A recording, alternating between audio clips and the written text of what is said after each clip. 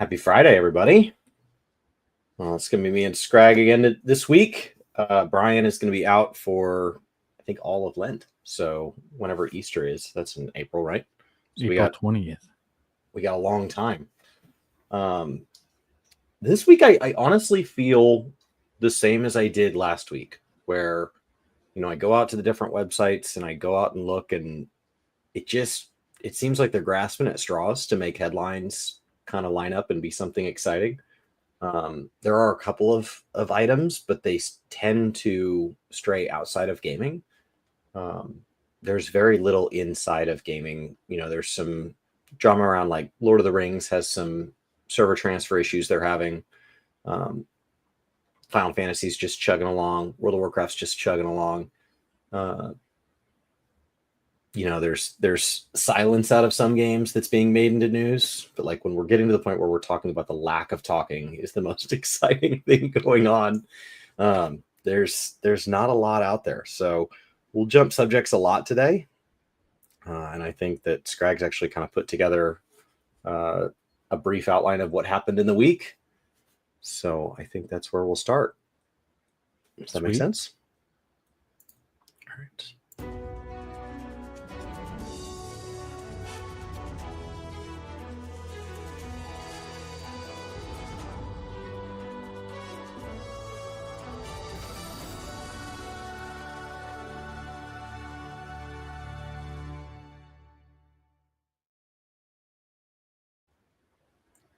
All right. So I think to start the week off, we'll start where we kind of opened last week, was with Monster Hunter Wilds. How are you feeling now that we've had time for like the news cycle to settle in and we start to see release numbers around sales and all of that? Well, the sales numbers are incredible. I think the last number I saw was like 8 million copies across all platforms. That's cool. I have gotten at least a few messages from other Monster Hunter veterans. At this point, they're just kind of like, yeah, it's too easy. Like my initial take of like, it's not too easy, you're just good. It's kind of easy. I'm kind of changing on that one. Are there ways for them to add that difficulty on the back end? Are there ways to kind of, okay. So I think everybody's kind of expecting whatever the expansion to be much more difficult. Okay. And then, but obviously we're still a ways away from that, right? Sure. Within the community, does that cause there to be a rise in people like trying to do it without, getting hit, or like when you start to see like typically you can see a community kind of rise up and create challenges of their own? Does that happen in the Monster Hunter community? It did back when I was real heavy into the PSP era. Like whenever Monster Hunter Portable 3rd was the thing, the Japanese one that never got released here. One of the things was G rank runs with no armor. So what people would do is just not have any armor, no skills, just whatever weapon, and do runs that way. I think they called them like naked runs or something like that. But I mean, there are things like that happen. I haven't seen that yet for Wilds, but I've been kind of busy this week, so maybe someone's already started. But most of the people that I am friends with that play Monster Hunter have already kind of gotten to the point where they've done everything, and they're just literally trying to complete every weapon of every element, like collect every single thing that they can. Sure. It's incredible how fast we go through games now, because alternatively, if they make a game too long, there's complaints around that.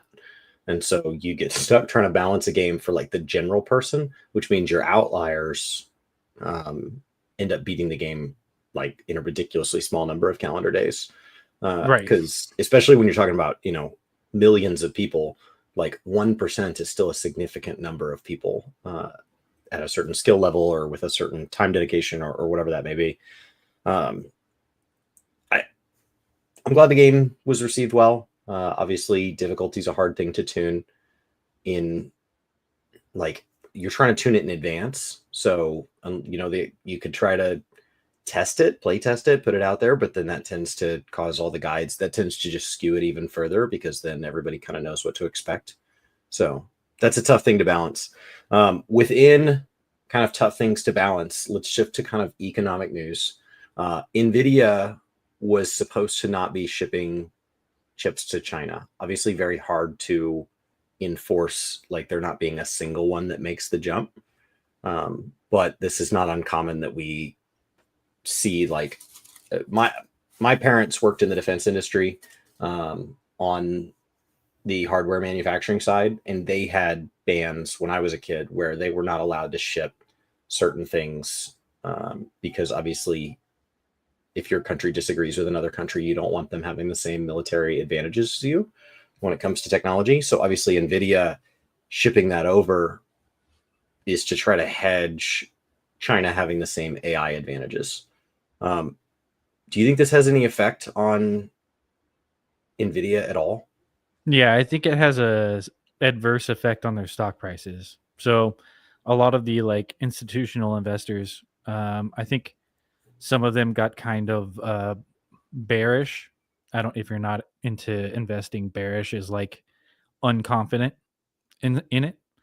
And we definitely saw that in their charts this week and last week. More so early this week. Um, I think that a lot of the investors were kind of like more of like on the American side, just being like, "Hey, we were giving you this money so that we could get richer, not China, right?" So I think that that had a big effect. Also, too, if they're breaking these kind of like I don't know what to call them rules. We'll just call them rules. They're breaking these rules, which it may not be directly their fault. They might not be shipping them directly themselves. It might just be people coming in to get them and then take them out. Either way, it happened. So it's not good for them.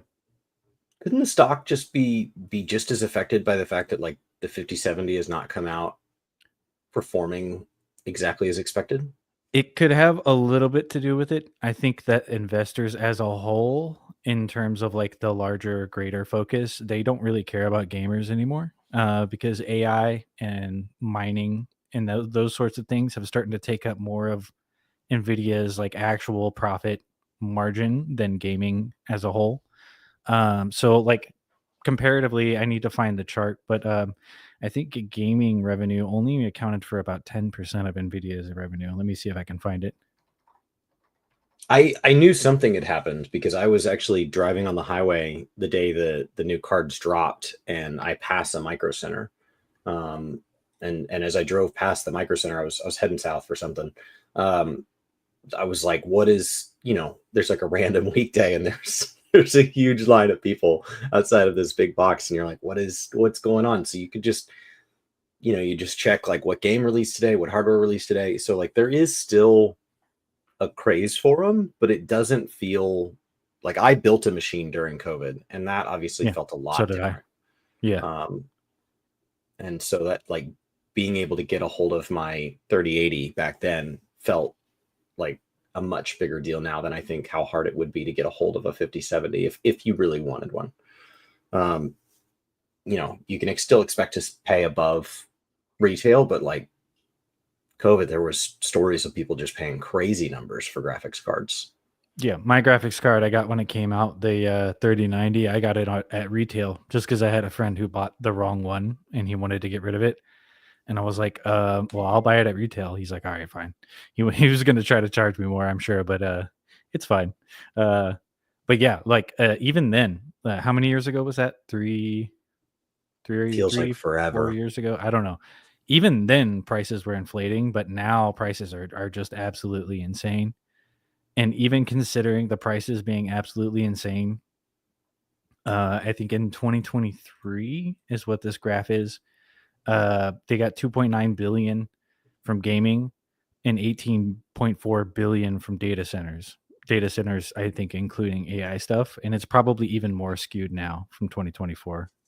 That's also in part because they don't get to take advantage of like the spike in the market. Like when things were selling at 3 times retail, 2/3 of that is not going to Nvidia at all. And they don't want to be seen as the bad guys, so they're not just going to spike their prices. They could have absolutely said, we're going to release the next graphics card and it's going to be $8,000. Pay us or don't.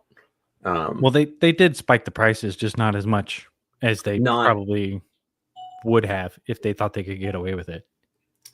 right. Scalpers were still making a significant portion, and there's some frustration around that because it doesn't go back to Nvidia. It doesn't go back to the development of it. It doesn't, scalpers don't tend to operate on platforms where like it's not making my micro center more stable. It's not benefiting those retail employees. Um, Scalping is frustrating because like it's not just that they want all of my money for something I want. It's that they like it doesn't even go back to the people who are providing the good or service to me. Like a scalped ticket to an artist I want to see is frustrating, but it's even more frustrating than if the prices were just higher on their own, because like it's not going back to the venue, it's not going back to the artist, it's just getting pocketed by Ticketmaster and whatever jerk happened to have some algorithm or whatever that predicted that I would pay this. Right. So Nvidia was in a weird spot, but I think they're in a weird spot now. I think, being banned from something going into China is going to be really hard to stop a single one from making it. Right. And I mean, and the chips that we're talking about that are banned from going there are like these $100,000 AI chips. I'm exaggerating, of course. I'm sure that's not their real price, or it might be. I actually I am don't not in think the it market is. for that, so I don't know the exact price. But in terms of gaming, I did find it. At the end of January 2025, their gaming revenue only accounted for 2.6 billion, and their data center revenue went up to 36.6 billion. God, it's so much 35.5, money. sorry. It's so much money. I And mean, they're and valued at like $300 million an employee or something stupid. Like their valuation yeah. is so high for the size company that they are. And I understand that they're not apples to apples with something like Walmart or whatever, that when you scale, you just intrinsically need more employees. But it's still an enormous number. And that's even after they're down 17% for the month, which is insane. So, yeah. I mean, and then there was the other thing too. The 5070, they were saying it was going to be equivalent to a 4090. But if you actually look at the apples to apples comparison, like gaming benchmarks, it's actually barely, I mean, like 1 or 2 frames, either better or worse than the 4070. If you don't use the AI frame gen, like the fake frames.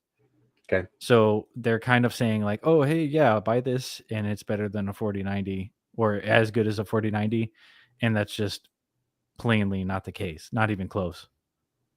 Did it cause the prices of 4090s or 4070s to plummet enough that that's like an advantage? No, 4090s and 4090s are still going for like $2,000 used. Let me I double check got that. so lucky that I got my 3080 at retail. That was incredible. That's an incredibly rare circumstance. And like when I look at it, like it set the trend for what my machine cost. Okay, Like if you go they back have and gone look down at a it, little. They've gone down a little bit. They're down to about 1,000, it looks like, but that might be broken. I think I built my entire computer for under $2,000. All new parts, I'm new jealous. case, new everything. No, it's not like the world's biggest powerhouse, especially now.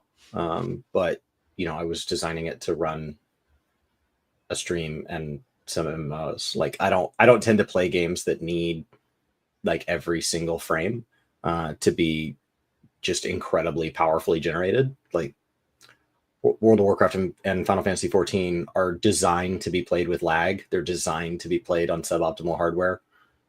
They're not graphically pushing the edge, so it's not a big jump as opposed to something like sim racing. So this week you said that you found some sim racing. iRacing, which is, I mean, they're the big one in the space, is going to be introducing adaptive AI. Yes. So from what I could tell, I mean, there was only a couple tweets about it and like a trailer. You can show the Sure. trailer if you want to, up to you. But basically, what they're introducing is a adaptive AI setting to allow you to kind of train with AI that's similar to your race level. or skill level rather, to kind of give you a good way to gradually build up your skills rather than just, okay, the AI is set to 10 and I'm a level 8 driver. They're just going to beat the pants off me, right? So overall, I think it's a good thing, a good use of AI, even though it's may not actually be AI. It may just be like a more advanced traditional game AI that we've had forever, but they're calling it AI, so maybe it is. In theory, you would have people like this would spread to other forms of racing. Like iRacing has a lot of money behind it being optimal. There's a surprising amount of money that runs through those leagues and all that. Oh yeah. So, like, for anybody that's not familiar with iRacing, it would be a big deal for the rest of racing if something like this was actually like different or proprietary, and that they're not just repackaging something that already existed. Um, I, I like watching some of the iRacing stuff. It gets beyond me. I'm not somebody that has any interest in like moving to a like a whole rig or anything. But I have friends that are into it. Um, it's it would be really cool to see this move into, and this would be the kind of tech that would start moving into for MMO players, the ability to, like, when we see trust dungeons and things like that, starting to move into a world where hopefully we can be surrounded by other players when other players are needed. Um, Especially the ability to get better. Like, as somebody, I was playing some Age of Empires this week, and like the jump from one difficulty to the next is enormous. And a lot of the ways that they cap the difficulty is they just hard restrict them on something. So in a racing game, you would just like limit the amount of throttle that they're allowed to have access to. Or in AoE, they literally cap the number of villagers they can have. So as soon as your eco outpaces theirs, they're no longer difficult.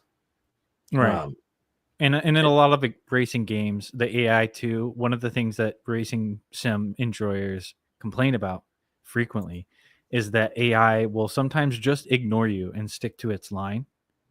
And so that means a lot of like times where you get T-boned or fishtailed, or they just hit you off the road because you're in their line.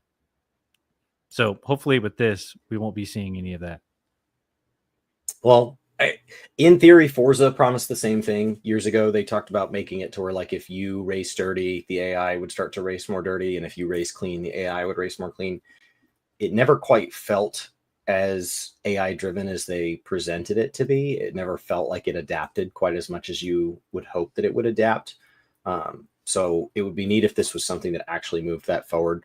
iRacing rigs can be very expensive. They don't have to start that way, but I have a friend that's all he does is sim racing, and he has, multiple computers powering it, and it every year I think he spends a little bit more, which I was talking about this with a friend the other day, where we were saying, like, hobbies as an adult are just different. If you take 5% of your income as an adult and you take every last dollar you got through allowance or mowing yards or babysitting or whatever you did as a kid to generate money, you can just outpace it. Like, it's not hard for some of these adults to put in. It might be $1,000 a year, it might be $10,000 a year. That may be a small percentage of their total take home, especially if maybe they don't have kids that are kind of in an age where they need to be buying things for them or something like that.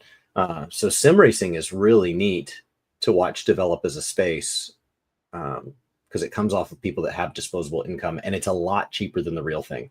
Oh So yeah, way, like, way, way, way so cheaper. to anybody that judges sim racing, I have a few friends that do it like competitively, and one of them does it with cars that he owns like a lesser version of. So he owns like a normal Camaro you would just go buy from like the lot, but then he can race in some Camaro that would be obviously a great deal more expensive to purchase and own and operate.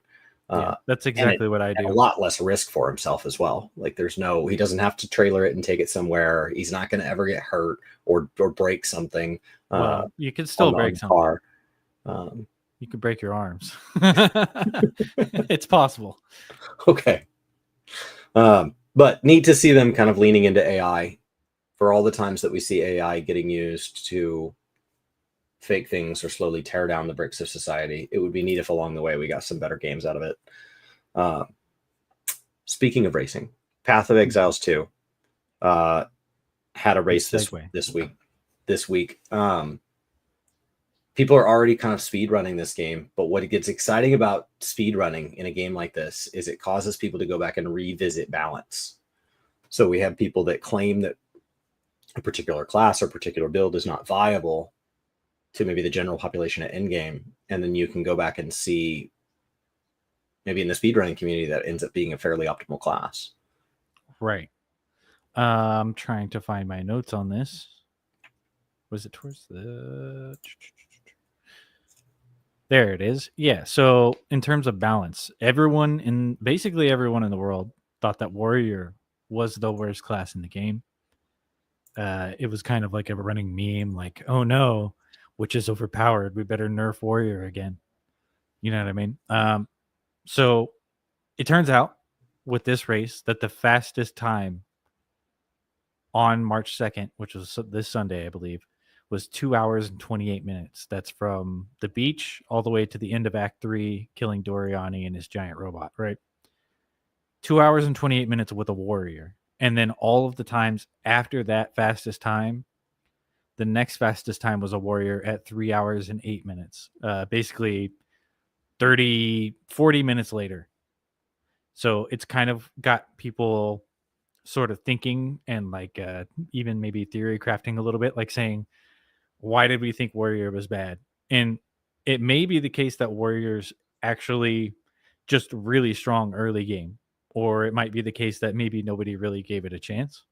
So we'll just have to see what comes of that. It's nice to see a shakeup. I mean, it's nice to see, because sometimes what can happen in spaces like this is like the top players discover a build, and then now like that seems to set some unofficial rule that like the rest of the community is not allowed to have fun any other way. And so then you're like, then there's no guides being published on other types of play, and that like, and it just feels like it like monotonizes down all of this. And like you see it in like World of Warcraft when some class gets designated as like not being good for Mythic Plus, and yet like that's being designated by people watching some of the best players in the world take on some of the hardest challenges, and for what the average player is clearing, like all of the classes are fine, or at least, you know, whatever, like it at a lower level, like the player's skill has such an effect. And the reason that a class may be its best might be beyond what you're capable of, or in the case of something like Path of Exiles, require items or require builds that like you don't even have yet. Right. Well, and you know, in Path of Exile 2 in the early game, which is what this race is for, the first 3 acts, player skill is actually like probably closer to like 60% important versus end game where it becomes more like 10% important, you know. So I think that this race was a really good thing to kind of like show that. Yeah, shake the meta. Because like there's somebody that's like, if you're trying to shake the meta yourself, and then ideally that means that there's videos being made about this and discussing this, and so it gives you a community to go do that with, and so your choices aren't like shake the meta or play relatively lonely. So I like seeing the meta shake up in a game. I like that the warrior was the class that got to break things, and it was kind of out of nowhere. I don't think anyone really expected it, to be honest. Yeah, awesome. Speaking of unexpected, Yoshi-P no longer listed on Square Enix's board of directors. This is something that I don't know if Yoshi-P would describe as a bad thing. This, when in interviews, he has mentioned like this being the least favorite part of his job.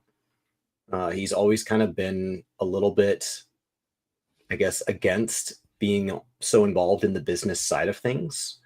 He's a good manager, he's a good planner, but like ultimately he likes doing that on like the game dev side of things. So to see Yoshi-P not on the board of directors, you have to wonder if that's something that really bothers him. But obviously within the 14 space, this will rock some people. But wanted to kind of at least bring it up. I don't know if you have any opinions on it. It's wasn't necessarily expected for me, but I know like he's more like kind of a gamer at heart, so maybe these additional responsibilities weren't really his favorite thing, like you said. From what I know of him, and I haven't met him or interviewed him or anything, but uh, I would assume that him being on the board of directors to him would just be kind of like a drag that he didn't want to do. But probably because of his notoriety, he kind of had to do it for a while. I don't know. I guess we'll just see what happens. Me personally, I hope that this means that maybe he will be allowed to make his own new MMO, possibly. Maybe. That's the dream, right? I do wonder if they would give him his own MMO from the ground up, and if that's something that he would like. It would take a long time to see an MMO develop into something that's as long as 14. So you kind of have to wonder, like, what is the career trajectory for him? He's still relatively young, considering he doesn't seem to be somebody that would take to retirement well. But you do have to kind of wonder, like, how long would it take for that game to develop? And then, of course, it would have to then come out. And like when we just look at Square Enix's track record with releasing things, and every studio's track record with, even if they put him in charge of their own MMO today, does that come out before 2035? Who knows? Like, I think with the technology that they have on hand, they could probably do something in about 5 years. And if it was his, like, from scratch plan or idea or, you know, architecture, and then I think that whatever he makes would be very scalable and very consistent. It's like something for them to work on over time. Um, but as Yimron said in the chat, 5 to 7 years sounds about right. Um, especially for an MMO. But I mean, technology is advanced. We've got companies coming out with, on what do you call them? Live service games like every 3 years. So who knows? Maybe they can make something happen quicker. speaking of kind of employment in gaming, PlayStation is rumored to be doing some layoffs right now. They've been like global, is what I saw announced. So it looks like they're just kind of scaling back across the board. What do you think? What do you think the play is there? And then, like, is that something that's going to affect anything we see as gamers directly? So I think we're going to be seeing a lot less Western Sony games. Okay. If you saw what I saw, I didn't see global, but what I saw was that a lot of the California-based devs were getting laid off. And then also the new CEO for Sony, I can't remember, what is his name? Hiroki Totoki.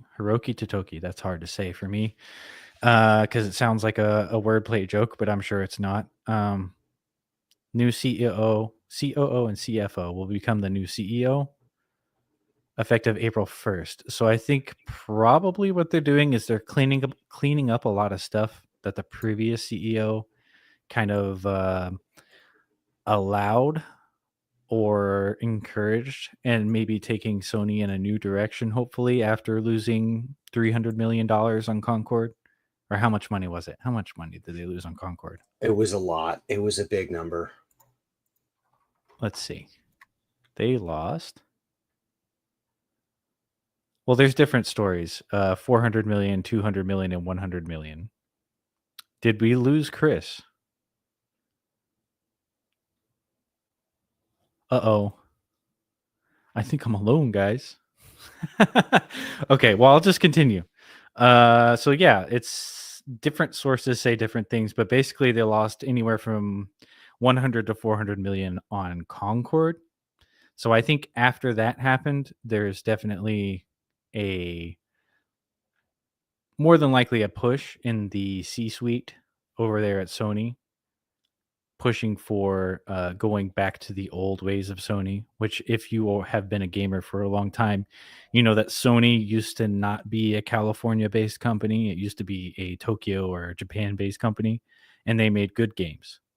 But now not so much. That's kind of a hot take. I know that The Last of Us is lauded as like a really good game, and it is a good game. But obviously, from that point forward, things have been going slightly downhill, in my opinion. And I hope Chris comes back soon. But let's see. Let's check out the chat for a minute while Chris is gone with internet problems, I think. Hey, everybody. Hey, Solemn, Yimrin, Robert. How are you guys doing today while we're alone? And the chat's a bit delayed for me. Sorry about that.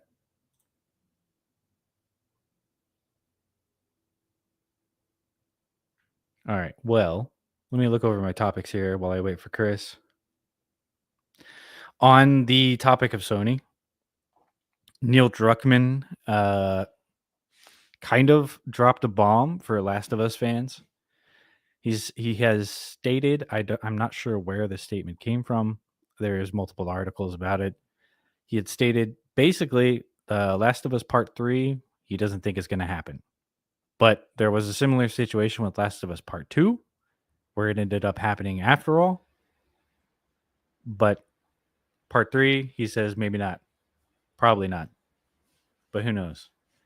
The layoffs at Sony kind of lead us to think that is probably not going to happen. But that's just restating what I've already said. Also, the Until Dawn remake studio, they are effectively closed right now. I don't know if you've ever played Until Dawn. I cannot share my screen. I don't have permissions. But that's a horror game, like one of those sort of like interactive drama type games that came out in 2015. And it was being remade, I believe, but they can't really remake a game when they don't have anybody still working at the studio as a developer. So that's unfortunate. Solemn says he's waiting for the workday to end so you can go game your brains out. What are you going to be playing today, Solemn? And yes, Gimrin, I agree. They need to move their headquarters back to Japan for Sony. Chris is still gone. Let me see if I can present. I don't think I can.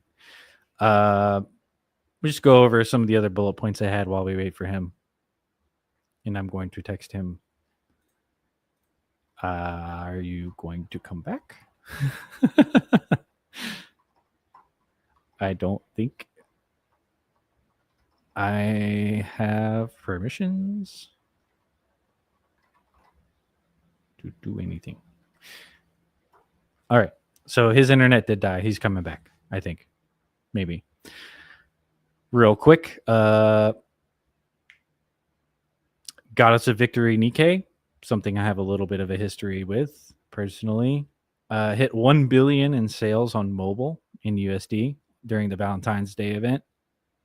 Can't show any screenshots of that, but if you're into that game, you probably know what to expect. 1 billion is a freaking lot of cheddar for a gacha game, in my opinion. Solemn says he's going to be playing some Destiny 2, Monster Hunter Wilds, Marvel Rivals, maybe a little bit of Pokemon Sword. Oh, Postum's picking up Suikoden 1 and 2 remaster. Dude, I want to check that out. That seems like it'll be pretty sick. Yeah, I won't share the story, but I do have some background from like 7-8 years ago with that company when they were designing it. And Chris is back. It was exciting.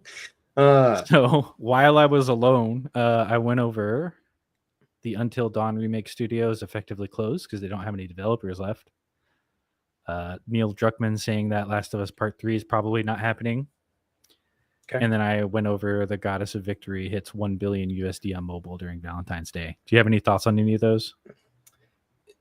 Goddess of Victory is just one of those gacha style games with like the anime art style, right?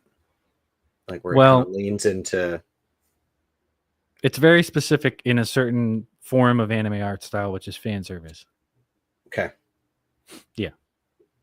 And Yeah. Let's see. I think that's about it. Like I mean, there's some drama around Hassan and H3H3, but like that's an ongoing thing. That is something that like the pair of them poke at each other constantly. Uh, H3H3 got a ban for playing what looks like a compilation of kind of, I guess, Hassan's most offensive moments. That ban was leveled as a 30-day ban, which is effectively kicking you off the platform. So that's a pretty strict ban, as opposed to Hassan briefly. He said he made an offhand remark about a sitting U.S. politician recently that was pretty straightforward call for violence. And he only got like a 1-day ban, which when we talked about last week, kind of what constitutes cheating in games, getting a 1-day ban, that is kind of Twitch's minimum. And like that is something that it takes, let's say maybe 5% of a creator's income right out of their pocket. So it is stricter than it sounds. There are people out there that hear 1 day and think, oh, that's only 24 hours. But because of what it does to their subscription revenue, a 1-day ban is substantial. But obviously H3H3 getting a 30-day when Hassan gets a 1-day, those don't feel level. No, and considering he's the one, he got banned for playing basically his video of Hassan's clips. So he got banned for slamming a bunch together, by the way. Well, that is grabbing clips of everybody's worst moments and playing them back to back. Right. So like it's not, the initial headline makes it sound like Hassan made a 1-minute statement and then all H3H3 did was play that 1 minute. That is not what happened. He played all of Hassan's worst clips in a video that he made called Hassan Piker Content Nuke. And he was playing that video on his channel. Right. So the goal was to incite. I'm not saying that does or doesn't call for the punishment leveraged, but it's not like Hassan made a statement that was 1 minute long and then H3H3 wanted to comment on that segment. So he played the clip for context and then commented. That is not what happened. So it kind of gets pushed as like H3H3 was just banned for no reason. And that's not true. Yeah, it's not no reason for sure. It just seems like the reason is kind of one-sided, in my opinion. Because if he's getting banned for 30 days, losing all of his subscribers on Twitch, literally every single one. He tends to push the envelope a lot more. It's not just him having an opposing viewpoint to Hassan. He tends to like pushing the envelope. He tends to like, Ethan Klein tends to like seeing how far he can take something. And obviously the only way to know if you can take it any further is to do it. And the only way to know you've taken it as far as it can go is to cross the line. So his objective appears to be kind of to incite and get that level of response, as opposed to Hassan, I don't think is trying to make an inflammatory remark. He just has a far-leaning view and talks about polarizing subjects. And so the line gets crossed sometimes accidentally. That is not to say that one should be punished 30 times the length of the other. Yeah, I think that there's a big gap there. The punishment disparity is enormous there. Yeah. And Hassan has had on guests recently that it shocked me that he didn't get more push for. It shocked me that he didn't get popped for having the Houthi on and kind of rejoicing in some of that. It shocked me that he didn't get a bigger ban. Like, I don't know where they draw the line. This is something that, like, as Facebook has pulled back from moderation, obviously that's caused a lot of people that were on the moderation team to feel they can speak more publicly about it.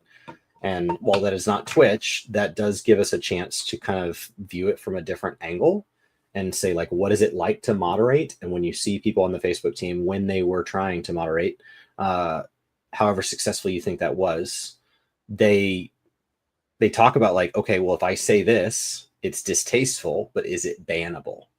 And like the line has to be somewhere. And that means that something immediately right of the line is barely on one side of it, and something immediately left of the line is barely on the other side. And so those two statements might be shockingly close together, but one becomes bannable and one does not. And when those are given out by moderators, especially if they're only going to do it like once reported, what gets reported and how it gets reported on one user and then how it gets moderated might be interpreted very differently than somebody else.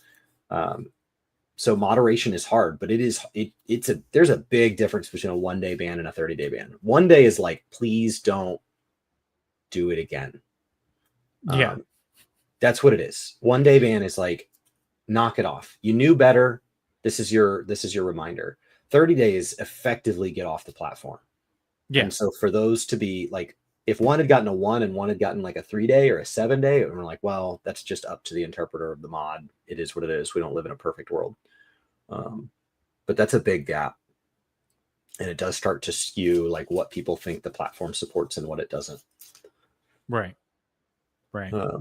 So I don't know if you have any more to say on it than that. I don't tend to get into political commentary. I think that especially as they start to, those two in particular tend to talk about subjects where like I would not want a statement I made to be taken out of context, because they're incredibly tragic subjects that they cover. Right. Yeah. War and all that. Right. War and terrorism. Not fun topics. And it's not domestic. And so it's not something Yeah. that like I can even pretend to be educated on being close to me. Like this is something that's going on in a different part of the world entirely. And they both have exactly opposite views of it.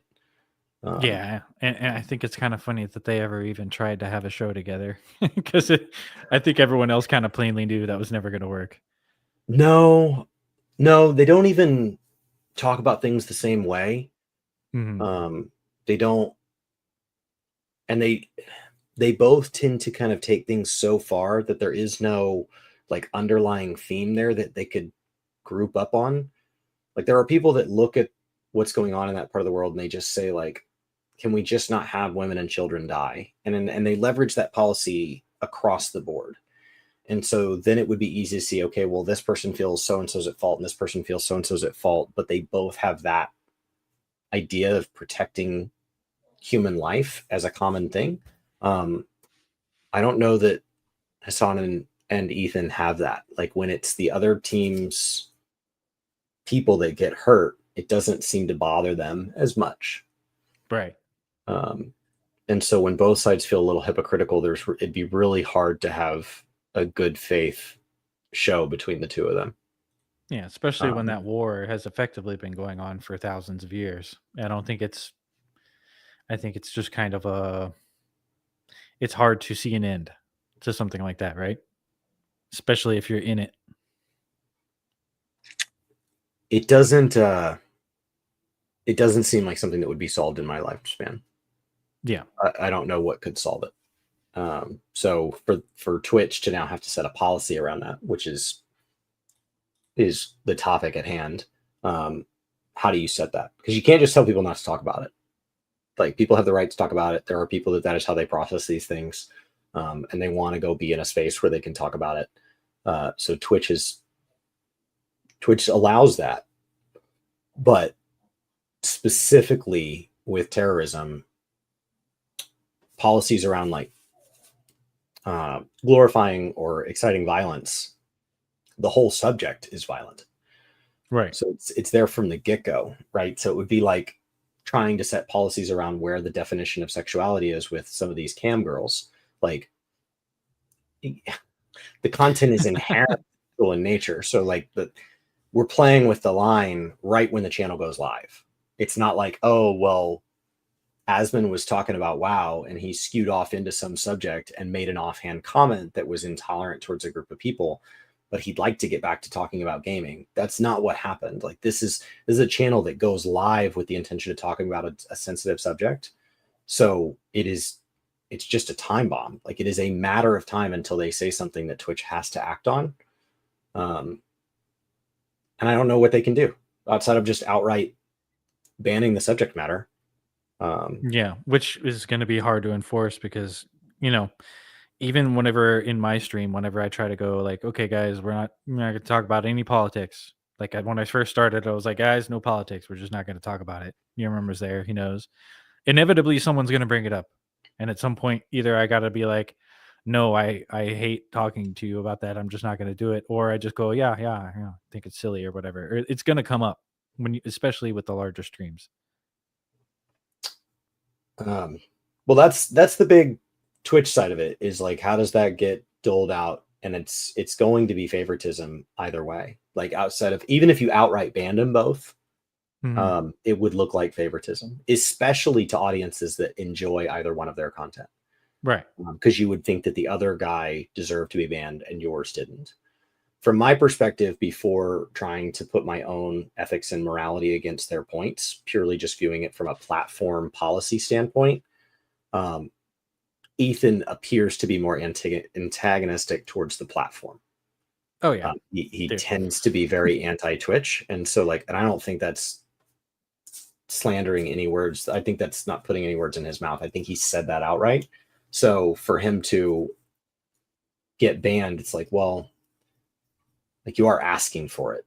Like well, literally. He's always been an edgy guy for sure. Like, absolutely. anytime he sees something that like is well, you know, if you watched him at the beginning, basically his entire content was just like, you know, making fun of stuff and being edgy. Right. He was funny, but still. As opposed to Hassan presents himself as trying to have an educated discussion about something. And that is not to say that the end result is not edgy. That is not to say that the end result doesn't cross lines. But just from a tonal standpoint, before you even weigh either of them on the contents of their words, Ethan comes at it with a platform antagonistic role.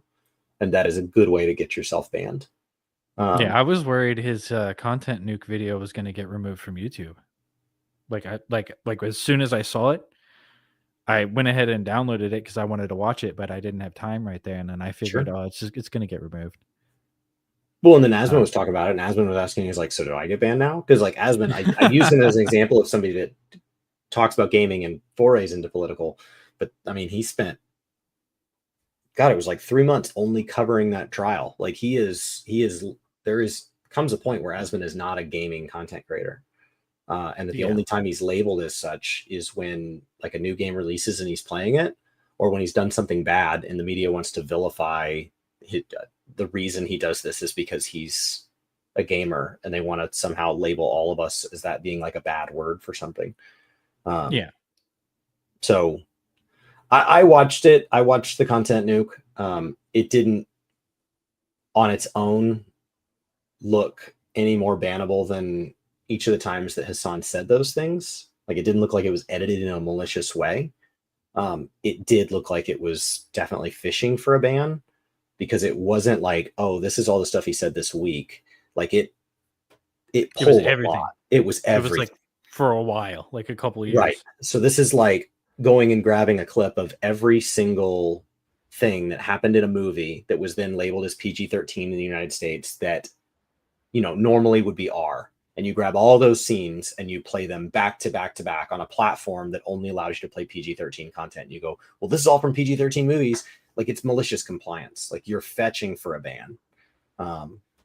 But 30 days is steep. Yeah, it's bad. I mean, that's and I don't know if it's because he's been banned so many times. Like, I don't know if the reason for the ban, like if a random person had done it, does it get a 30-day ban? Because he's been banned so many times before that I don't know if 30-day ban is just his default state. Like, how many times has he been banned? He's had short suspensions before. Maybe that's just in my head. But in my head, I think he got banned one time for his podcast. Sorry. I think he got banned one time for his podcast, didn't he? I'm pretty sure he's been banned before.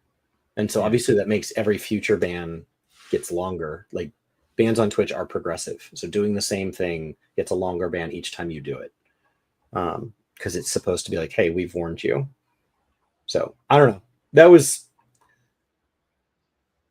I don't have any super strong opinions on either of their content, because at this point they're both pretty well known who they are. So if you tune in and get mad at either one of them, that feels a little bit like it's on you.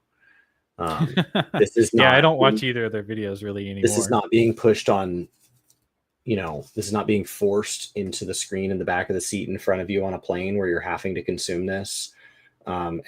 And your kid is sitting next to you and they're getting exposed to this by accident. Like that, I don't know. Both of their content is very taste specific, and they both are very vocal about who they are, and they're both very consistent with who they are. So for either platform to ban them now also starts to feel like, well, why not earlier? Right. Like, and if you let them back on, do you think they're going to do anything different? Like, Probably they're both going to come back and do the same thing. Like, Hassan was basically tweeting out during the ban that he didn't regret his statement. He amended it slightly and said he should have said it a little differently, but the view is still the same. Well, also he came back the next day. He has no human empathy for Rick Scott because of a past crime. Right. And then also too, the next day when he came back, his stream title was "I'm apolitical now," which I was like, that is such a freaking joke, dude. It's like he's like, "I'm sorry, I'm apolitical now." I think that was the title or something like that. And I was like, "Come on, dude, come on." We all know that's not going to be true, right? He's just poking at it. Yeah. Yeah. Well, we do have a couple more fun topics. Okay. Let's do that. MMO fans. If you were a fan of Blade and Soul back in the day, they've made like a new version of it. Did you happen to play Blade and Soul back in the day or no? I did not. Tell me about it. Okay. Well, basically, it's the art at least was done by the CEO of shakeup, which is the company that made Stellar Blade, Nikkei, Destiny's Child, games like that. Mm-hmm. And he was also the artist for Magna Carta way back on the PS2. But it's kind of like a kung fu MMO where the combat was more action oriented rather than just tab based. Not quite to the level of Terra, I think, but it was good. It was a good time. It had some good PvP in there, instanced PvP. So yeah, if you liked that game back in the day. Oh, okay. Yimron says Neo sucks. All right, well, there's that. And then what about Wizardry? Did you ever play any dungeon crawlers? Not really. Not really. No, so much of my life was defined by consoles, and then when I shifted to PC, I basically shifted to World of Warcraft, and so like I've missed so many great games. So there are a lot of people who will like list their top 5 favorite games, and like there's a very real chance I've never played any of them. Which I understand is just like appalling to somebody, but like that's what an MMO does. Is it just takes you out of, like, that's the cost of an MMO, is that it takes you out of the rest of gaming because you don't ever beat it. You're always just one more thing. You're always just grinding one more mount. You're always just leveling up one more character or finishing one more reputation. So you miss a lot. There were a handful of games we played growing up, but we had a limited access to, we had one computer in the house with a dial-up connection. So obviously that limited. And then I have multiple brothers, and so you never played any game that like turns couldn't be broken down to 30-minute or 1 minute, 1 hour. So like dungeon crawlers were hard. Oh yeah, because those games are kind of grindy for sure. Mm-hmm. But on that topic though, just if you happen to be watching this and you happen to be a fan of dungeon crawlers, there is a new version of Wizardry that was released on PC through Steam. It was a mobile game. It still is a mobile game. It's basically just Wizardry, but just with some new quality of life additions that are pretty neat. It is a gacha, however. Do you have any thoughts on that, Chris? It's not my style of game. I don't tend to. I tend to like gachas right up to the gacha moment. So that first like 2 to 10 hours are pretty great because they're designed to be something that can be really fun without putting any money in. And the first time you get to the point where you realize you can't get any further, or you can't join a group of people you're starting to play with without spending money, I don't like it. I think I don't like it because I don't know where the money ends. And so I don't know how you feel with gachas. Like, I really struggle with something that Like I didn't like arcades as a kid because I didn't know how much I was going to spend. Right. Because like as somebody that had a limited budget, if I went to an arcade and you die really quickly, your money doesn't go very far. And so I think that's why I liked a lot of the like subscription model where it's like, hey, if you need to collect money from me on a residual basis, and this can't just be a one and done purchase, which is super clean, then let's at least agree on the amount of time that this money is meant to last. And gachas don't do that. Like you spin that wheel or you get that loot box or you buy that key or whatever, and then as quickly as possible, they're going to ask you for another one. Right. Yeah, that is something I don't like about gachas. I think I wrote in the notes here, like this game would have been a better game if it wasn't a gacha, for sure. Because there's actually an older version of the game that you can get on Steam called The Labyrinth of Lost Souls, which was like one of the only Japanese-based wizardry games we got here in the West in recent, like the last decade before this. And it's not a gacha, and it's a great game. It's pretty bare bones compared to this one, but yeah.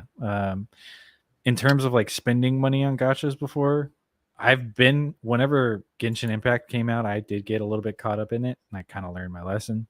But every once in a while, I don't think it's necessarily bad to drop like $20 on a gacha. The thing that really irritates me is when the gacha games want you to drop like $60 for like 20 pulls, like a pull being like one loot box, right? Sure. I feel like that's a little bit exorbitant, and I feel like for the value that you're getting through the game, that's just like not necessary to charge that much. I'm not opposed to it if you could just show me the value. Like when I played Magic the Gathering, like I would go do draft nights, like where you pay an amount of money and you sit down and you draft a deck and then you play out games. And that's effectively paying for a very real chance at probably going home with cards you already own. Right. So the money is very transactional. Like instead of me showing up and playing with those exact same cards for free, because I've already bought them, I'm now paying money on the off chance that I get that card again. And like, that's fine. And so like, if you can show me that it will somehow deliver an extra experience, I don't think that's any more problematic than like going and seeing a movie multiple times at the theater, which people do. Or even just the very logic of like going out to a bar. Like you're drinking alcohol that you may have at home, probably served to you in glassware that is questionably more clean than yours, might not be, sitting at a table that's not cleaner than yours, listening to music that you don't have control over, but it's an enjoyable experience because it's something that is novel and different than what you have at home. So like when a gacha does it like that, like they're going to offer something to me, I don't think it bothers me. But where do you draw that line? Like, is that $100 a month? Yeah, I think even $1,000 $100 a month is too much, in my opinion. People will pay it, you know. Let's say you're playing daily and this is your primary game. Obviously, scale back, adjust. If you're somebody who plays only once a week, scale back accordingly. Yeah, for sure. I mean, I feel like even for games like Path of Exile 2, which is free with microtransactions to support them, they're not going to ask you for $40 for a chance at getting the skin that you want. They're just going to give you the skin that you want, right? I feel like that is the main problem with gachas as a whole. But also, too, it's one of the core mechanics of them. So, like, for example, in wizardry specifically, one of the mechanics is you can take extra characters that you have and combine them or sacrifice them to the character that you are going to use and give them a passive skill. So, for instance, like HP up passive. So every time you level up, you're going to get more HP added to your character, which is great. It's amazing. But in order to get that passive skill to the max level, you need to sacrifice like 1,000 of them or whatever, like 30. And you know, that character you may not get. It might be common, it might be rare. Sure. But you know, I feel like just the whole like essentially with gacha games as they are today, you could drop $1,000 and still not get something capped out that you want to capped out. And that's the problem. I think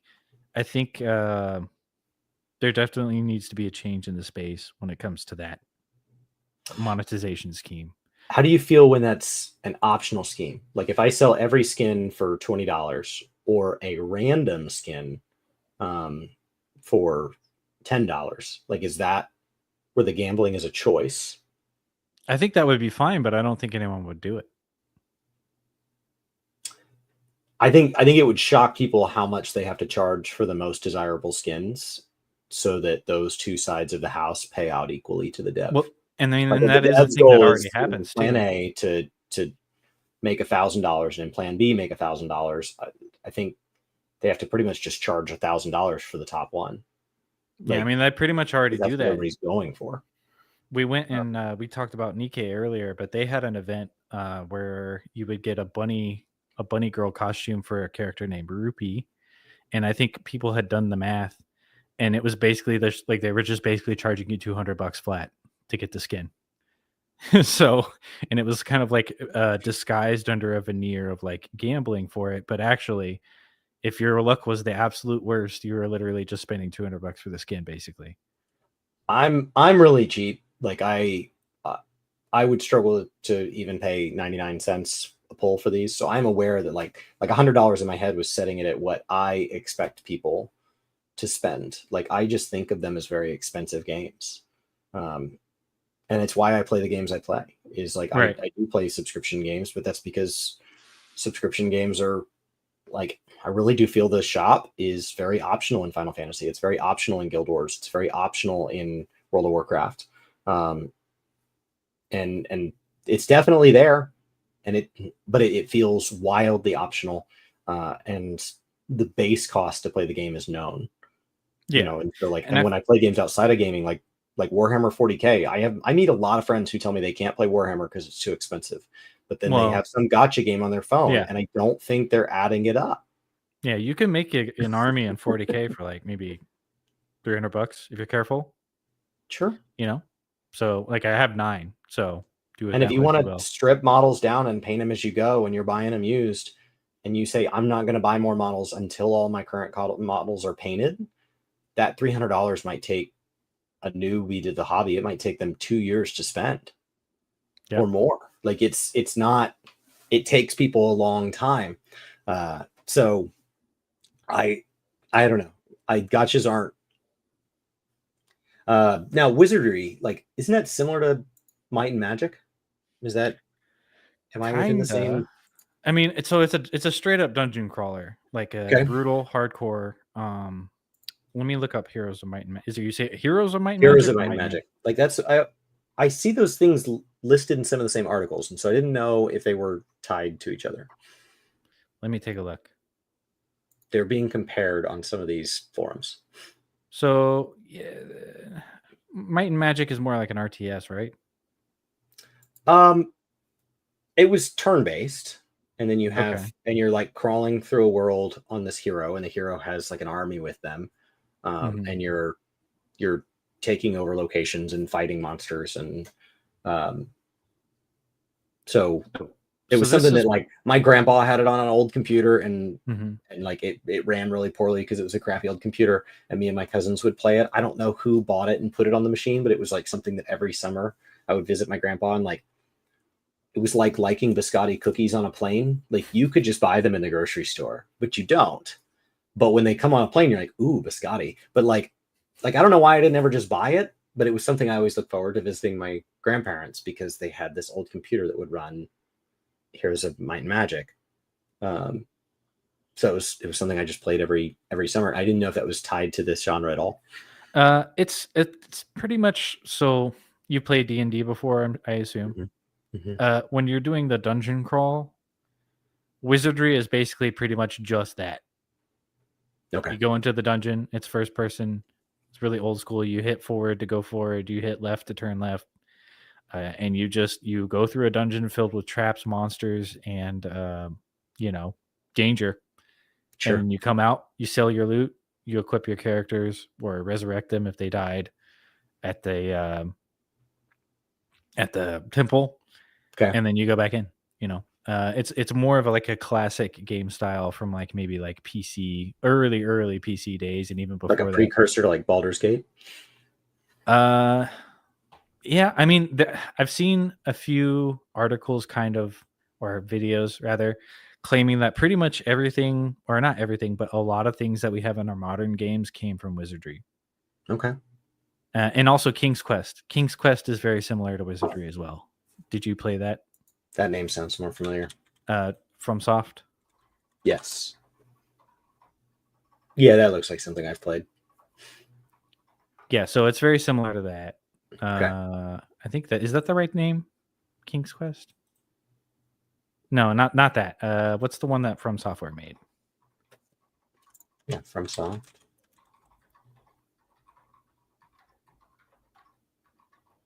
I don't know. But yeah, I get the idea. Okay. Yeah, you get it. Cool. Well, yet another precursor to all of gaming that I feel like I've missed. There are times where you feel like if you're only hanging out with the same group of people, then you have that thing in common. So like I played a lot of Dwarf Fortress in college. I played a lot of early Minecraft in college. I played a lot of World of Warcraft in college, and then like Halo. And so when I talk to my friends from college, it's like, man, we really played like the games that are now like the classics.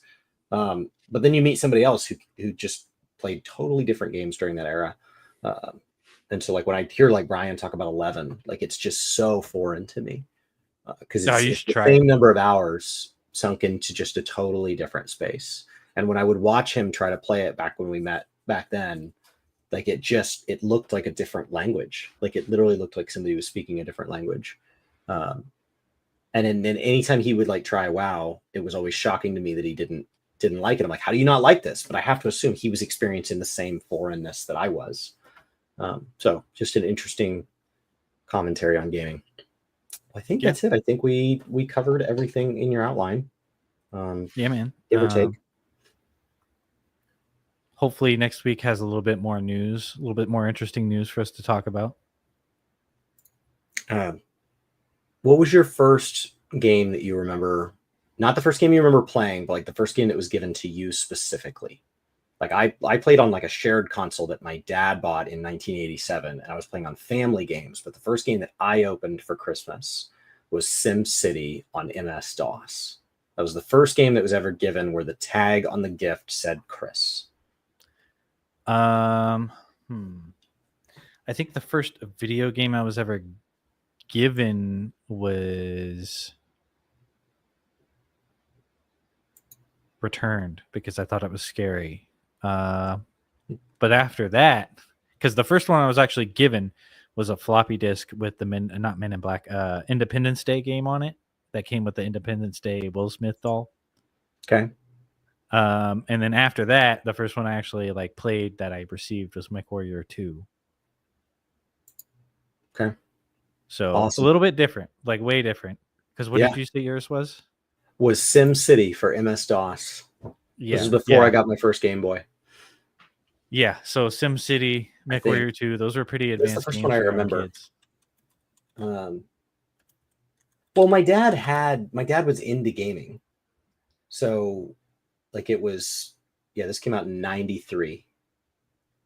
Yeah, that's probably right. So as opposed to, so like I played Contra, I played Zelda, I played like a lot of these games, but they were my parents' games. My parents played Myst against each other. And so like SimCity was the first one that was given to just me. And like I played it. And like my dad was like, I don't know what you're doing. And you had to like type console commands to open the game up. Like MS-DOS is just such a hardcore way to get into gaming compared to now, like the ability to just like download something and click on it. The barrier to entry was really high. I mean, I was like super young, but I remember those days. SCSI drives before floppies, the ribbon cables and everything.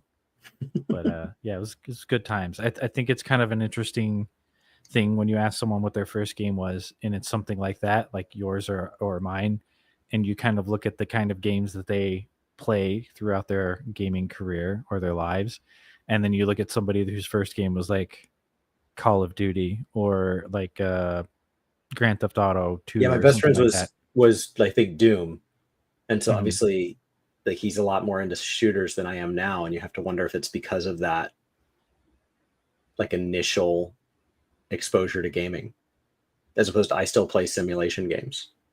Yeah, interesting. Cool. Sweet. Well, I'll see you next week. See you next week. Bye, y'all.